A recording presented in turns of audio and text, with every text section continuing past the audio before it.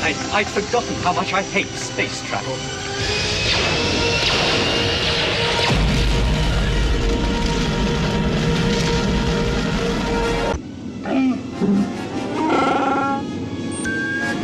Looks like an Imperial cruiser. Our passengers must be hotter than I thought. Try and hold them off. Angle the deflector shield while I make the calculations for the jump to light speed.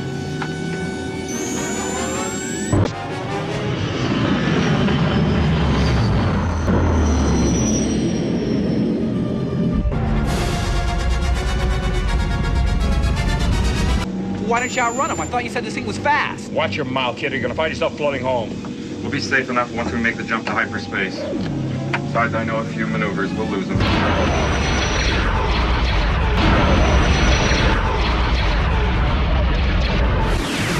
Here's where the fun begins. How long before you can make the jump to light speed? Take a few moments to get the coordinates from the Navi computer.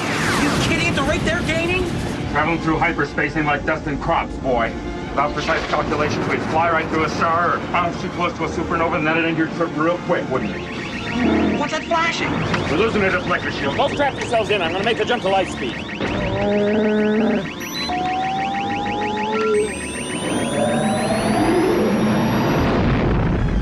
Jumping through hyperspace requires precise calculations. So how did the flight computer on the Millennium Falcon accomplish this? Stay tuned in this episode. I'll go through the math and explain how.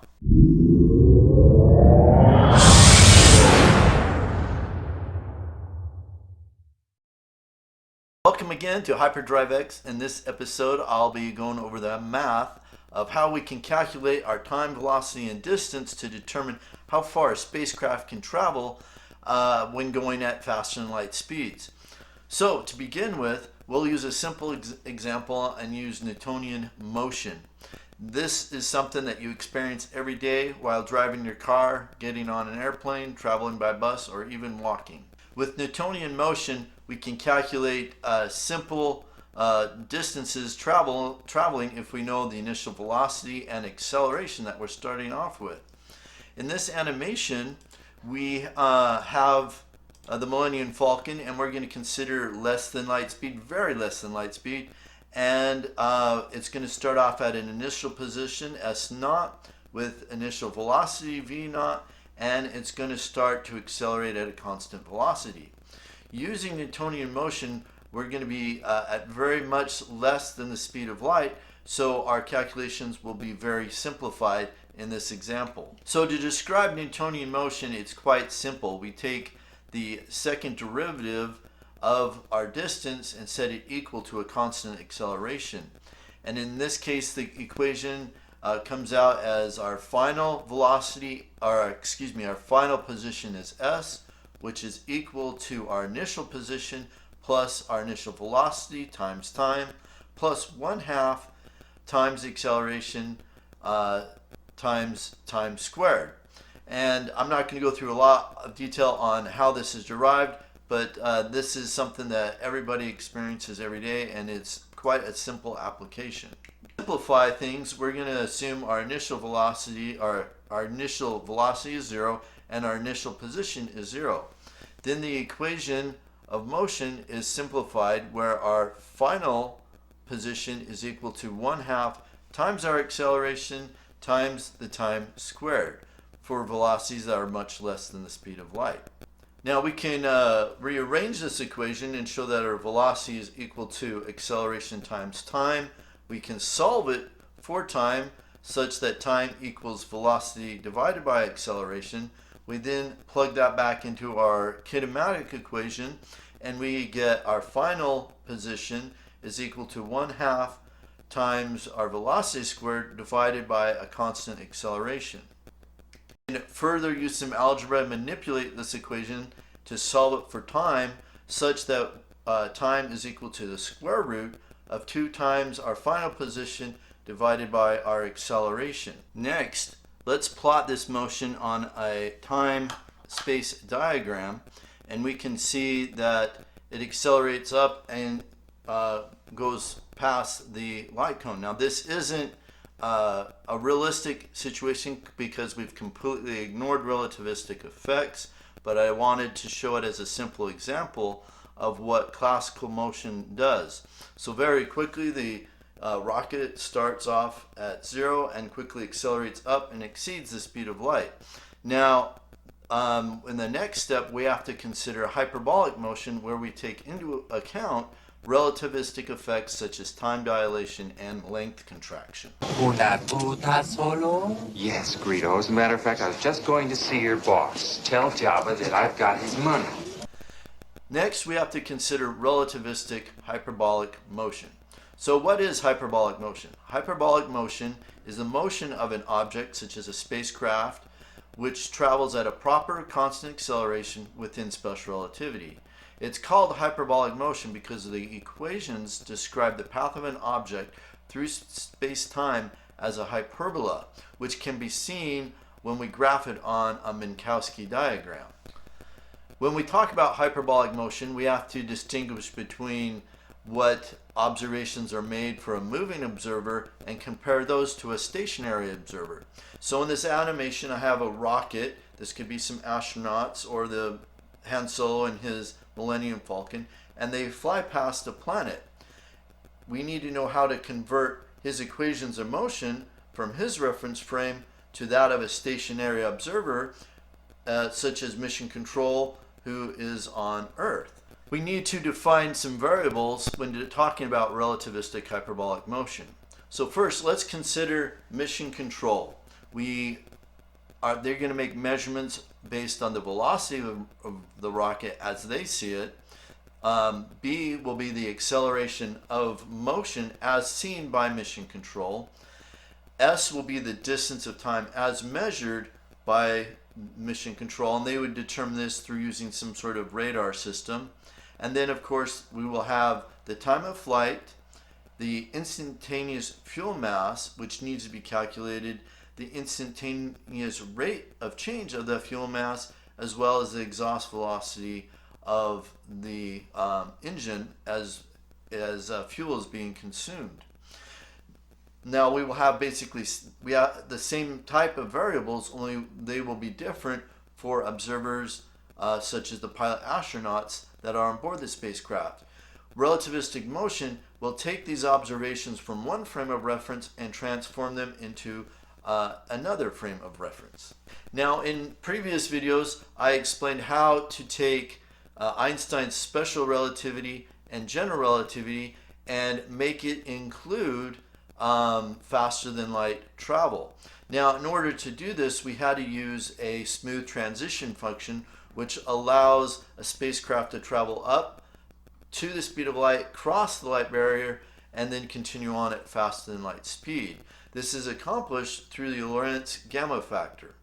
Now I call this the extended Lorentz gamma factor, and as you can see, it is the square root of the transition function times the classical Lorentz gamma factor that Einstein developed. And I would encourage my viewers to go back and watch videos 1 through 5, where I show the fundamentals of how this is derived. Now, as a brief review, the transition function is a hyperbolic tangent function, and it has some nice limits. When the velocity is much less than the speed of light, it equals 1. When the velocity is near light speed, slightly below it to slightly above it, it is described by essentially 1 minus the warp factor squared, which is basically a line element. And when the velocity is much greater than the speed of light, the transition function becomes minus 1. Plotting the transition function on a graph, we can see here that when the velocity is much less than the speed of light, like I said before, it approaches 1. When it is nearly at light speed, we get a slight line slope, or a slight linear line. And then when it's much faster than the speed of light, it becomes minus 1, as depicted in this animation. For this example, we'll consider one-dimensional motion. So I have here a graphic of the Starship Enterprise, and we will only consider velocity going along in the z direction, and we'll consider any velocity in the y direction or the z direction to be 0. So it'll be a one-dimensional motion that we will be making our calculations on. Thus, our Lorentz gamma factor we can write as simply the square root of the transition function with 1 minus v squared over c squared.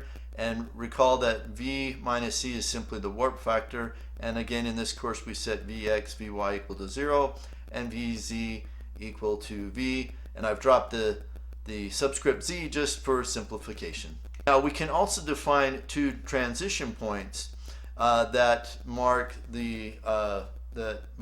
when we're right at the border between velocities that are less than the speed of light to those that are near the speed of light, as well as there'll be an upper boundary for velocities that are transitioning to faster than light speeds. And the transition point, the first point I called beta A, and that is simply the square root of 1 minus 1 over sigma. And sigma is what I call the temporal coefficient, and that determines the slope of the line. When it is large, the slope of the line is nearly vertical, and when the temporal coefficient is smaller, we get a much more gradual slope to that line, and that slope of the line determines the width of the light barrier. And I explained this in a previous video, so go back and watch that before you watch this one to help you understand it a little bit better.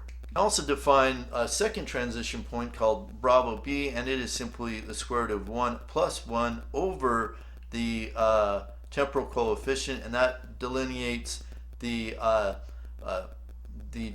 change between faster than light or at light speed to a faster than light speed region. Now we get three types of Lorentz gamma factor. We will get the classical Lorentz gamma factor that Einstein developed, which is 1 over the square root of 1 minus the v squared over c squared, or the warp factor if you want to think of it that way. When a velocity is near the speed of light, we get a constant value which is equal to the square root of the temporal coefficient. And when velocities are faster than the speed of light, we get what I call the tachyon Lorentz gamma factor, which is simply 1 over the square root of v squared divided by c squared minus 1. And please watch the other videos. I go into a lot more detail of it. I just wanted to review it a little bit here, especially if this is your first time watching my video series.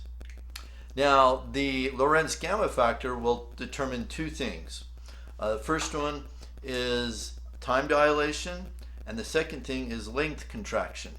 And I'm not going to go into a lot of detail on this because I've done it in other videos, but I just want to remind the viewer that these two factors will come into play when we are calculating our kinematic equations that determine how far we will travel at below the speed of light, up to the speed of light, and then past the speed of light. Recall that there are two reference frames. One is the reference frame of the astronaut and what measurements he's making. The second reference frame would be that of mission control. So we need a set of equations to translate or transform the information from the astronaut's reference frame to those at mission control. And this can be done with these three set of equations. When the velocity is less than the speed of light, we can transform the information as a hyperbolic tangent of the warp factor, which I call beta E, to what the mission control measure at NASA, which I call beta S. And when the velocity is near the speed of light, both mission control and the astronauts on board the spacecraft should measure a warp factor that is approximately the same. And that's because each person needs to agree on what the velocity of the speed of light is. So we know that that beta S must be approximately equal to beta E as the spacecraft is nearing the speed of light. Now, when the velocity is much greater than the speed of light, the transformation will be the hyperbolic cotangent of beta E, which is simply the velocity divided by the speed of light, and that will be equal to the velocity measurement made by mission control back on Earth. Now, we can plot these on a graph. So here in the first animation, we can see that the transformation allows us to go from a rest velocity approximately up to the speed of light. Next, we can see that when the spacecraft is nearly the speed of light, we get a relationship that is approximately linear. And when the velocity is greater than the speed of light, we get a curving slope that starts up from infinity and goes down to approximately equal to 1. Now, when velocities are much less than the speed of light, we call this sublight speed, or we call it Brownian motion. And the Lorentz gamma factor can be algebraically altered into a different form. So we take here the classical Einstein Lorentz factor, which is simply 1 divided by the square root of 1 minus v squared over c squared.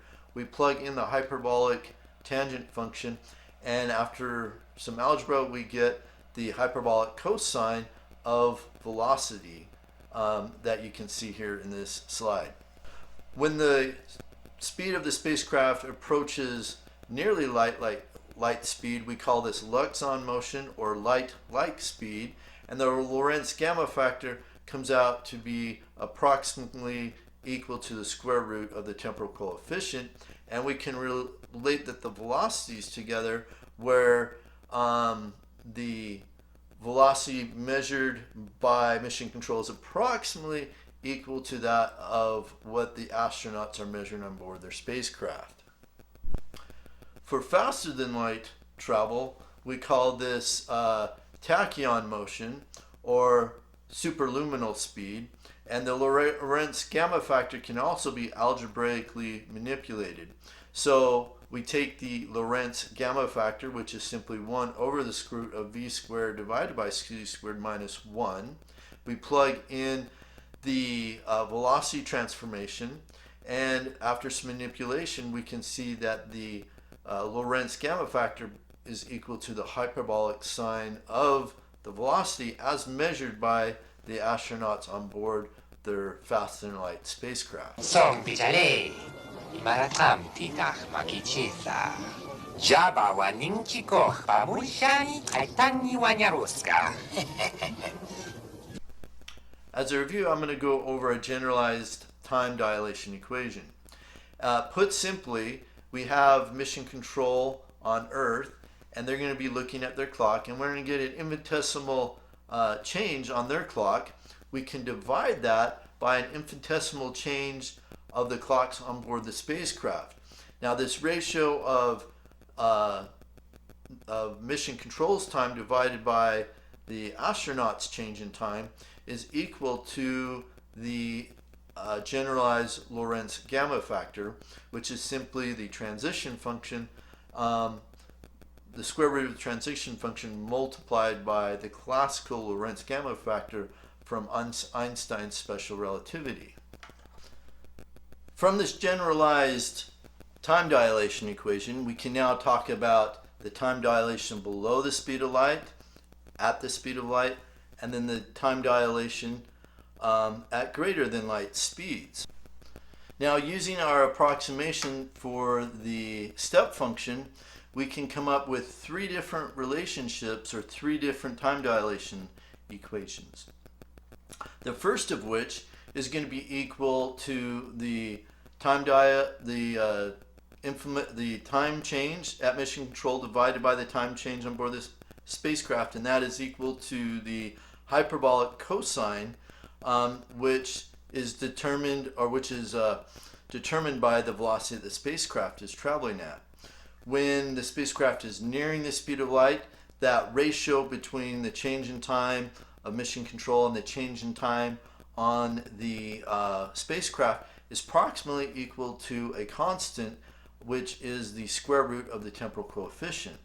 Now, as the spacecraft travels faster than the speed of light, we can write a third time dilation equation, which is equal to the hyperbolic sine of the velocity that the spacecraft is traveling at. And remember that the velocity at that point is much greater than the speed of light.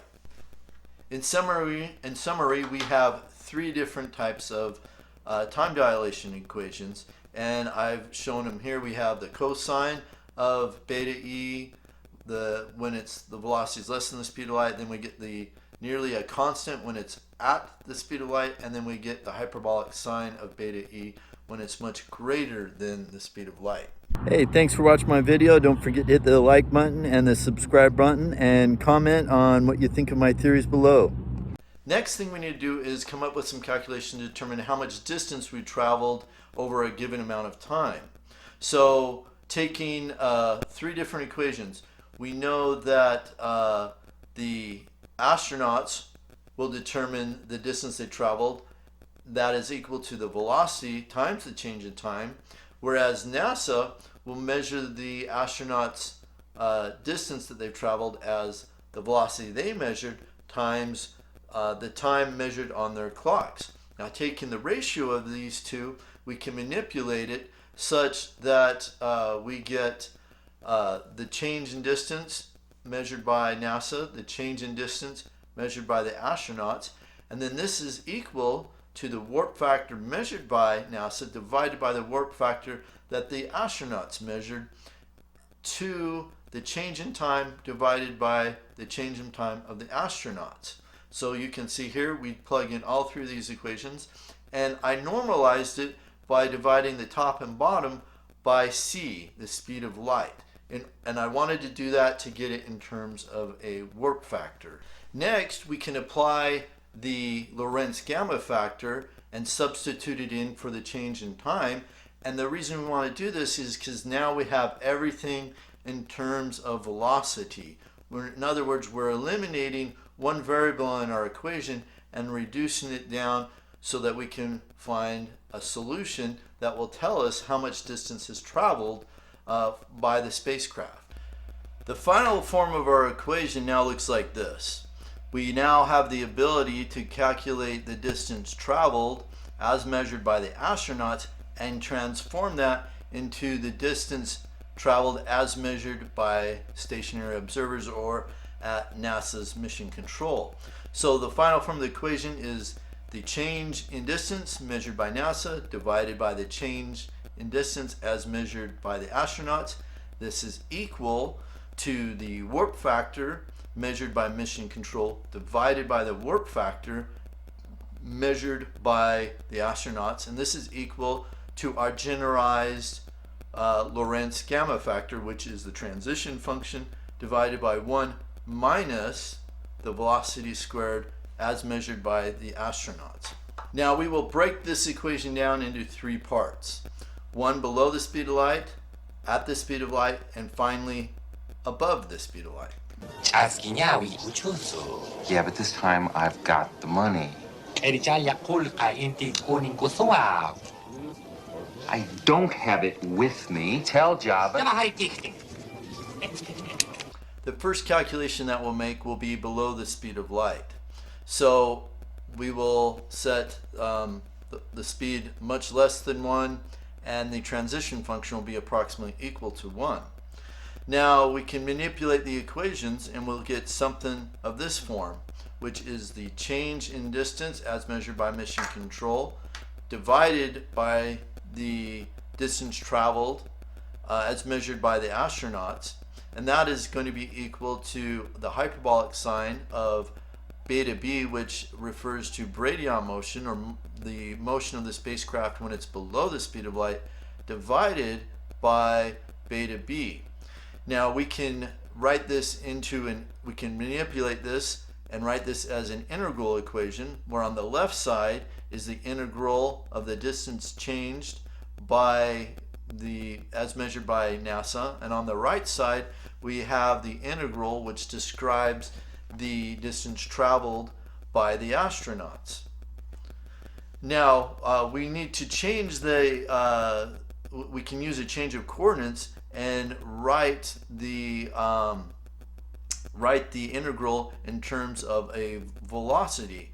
So recall that we will use the classical distance traveled as measured by the astronauts, since they are in their own reference frame and they can measure the amount of acceleration being applied by the rocket. That is simply equal to the distance traveled equal to 1/2 times the acceleration times the time squared. And that also has an alternative form, which is 1/2 times the velocity squared over the acceleration.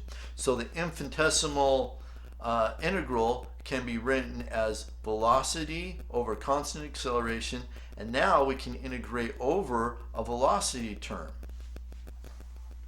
So now let's compute the integral. So the final equation that we get is on the left side we have the change in distance, which is the final distance minusing the initial distance, and that is equal to the square root is equal to the square of light speed divided by constant acceleration times the initial and final terms of the Lorentz gamma factor. So you have a hyperbolic cosine with its final velocity minus the hyperbolic cosine of its initial velocity.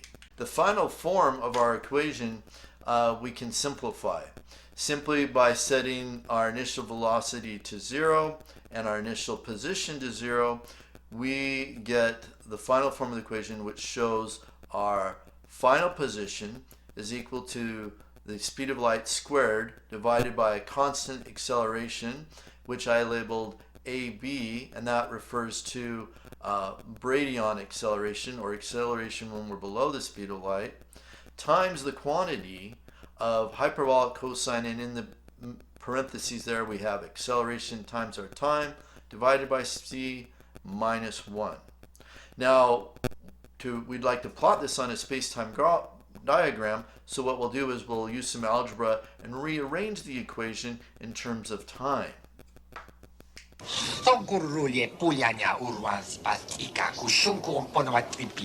Even I get bored at sometimes. Do you think I had a choice? The next region that we need to solve for is when the spacecraft is near the speed of light. In this case, we will apply the transition function, which is approximately equal to the temporal coefficient times 1 minus beta squared, where beta squared is the warp factor. And recall that there's nearly an approximate equivalence between the warp factor measured by NASA control and the warp factor as measured by the astronauts.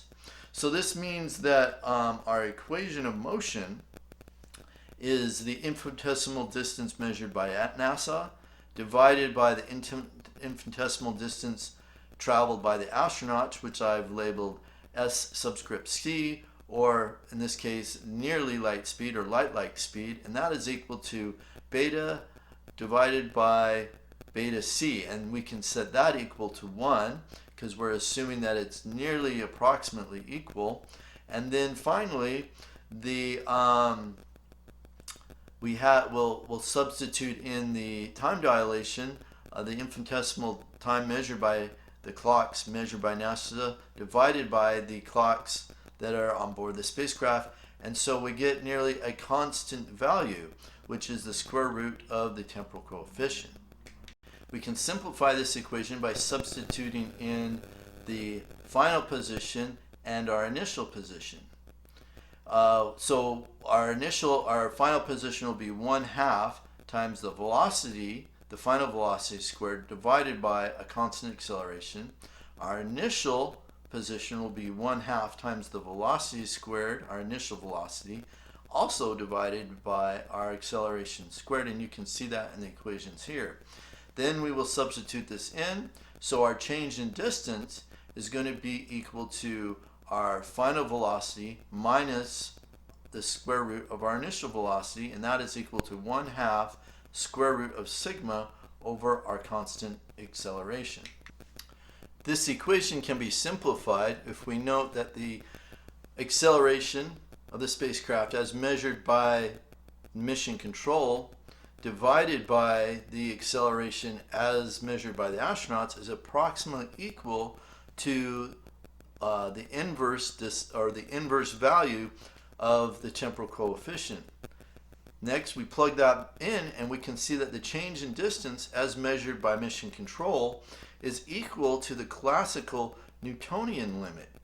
And this is because over a small region of the light barrier, and we're assuming that the light barrier has a certain amount of thickness, it is approximately linear. That's why we get an equation that is approximately equal to the classical Newtonian one. Now we can rewrite this equation in terms of time instead of velocity. And if we rearrange this equation in terms of our final time, we get something that looks like this, where it's the square root of 2 divided by a constant acceleration times the change in distance plus the square root of the initial time of when we started to cross or started to transition the light barrier. We can simplify this even further if we wanted to assume that the initial position in time were 0 when it just started to transition the light barrier, and we get something that looks like this. For my dead body. Uchleniuma. Chespokututa Krista Krenko. Yakovska. Yes, I bet you have. The third region we need to consider is when the spacecraft is traveling at faster than light speed. We need to know how far it will travel when the velocities are much greater than the speed of light. And so we can ask ourselves, what would the hyperbolic equations of motion look like for warp speeds or faster than light speeds? And once again, we take our generalized distance equation that we calculated, and recall that our velocities are much greater than 1. The transition function in this case becomes a -1, and our transformation equations from the astronaut's frame to mission control's frame is determined by the hyperbolic cotangent of beta t, and in this case beta t refers to warp factor at tachyon speeds. So again, we follow the same procedure. We substitute these in, and we write our distance equation completely in terms of velocity, and then we write it in terms of an integral equation. Now the integral equation looks like this. On the left side, once again, is the integral for the distance traveled as measured by NASA. On the right side is the integral of distance traveled as measured by the astronauts. And recall that we have the hyper cosine function with faster than light velocities divided by the beta factor, or velocity, or the tachyon velocity divided by the speed of light. Once again, we'll substitute in the classical equation of motion for tachyon speeds, which is 1/2 times the acceleration at tachyon speeds times the time squared, and we can rewrite the integral in terms of velocity only. Solving the integral, we get this. On the left side is the change in distance measured by NASA, and on the right side are the equations of motion and distance traveled as measured by the astronauts.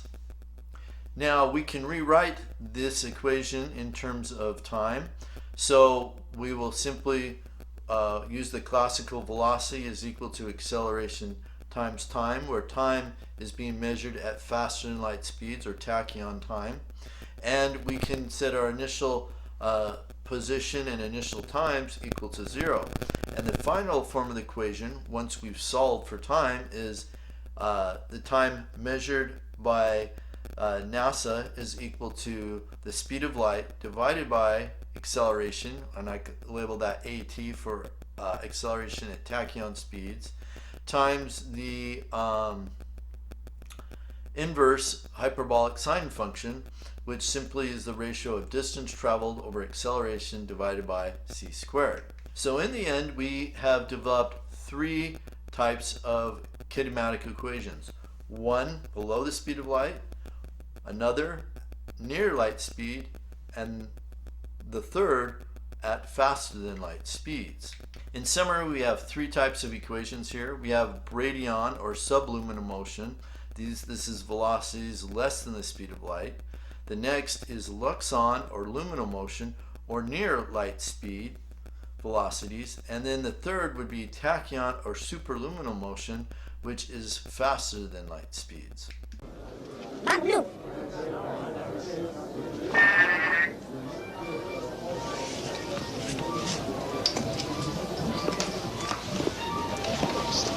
Sorry about the mess.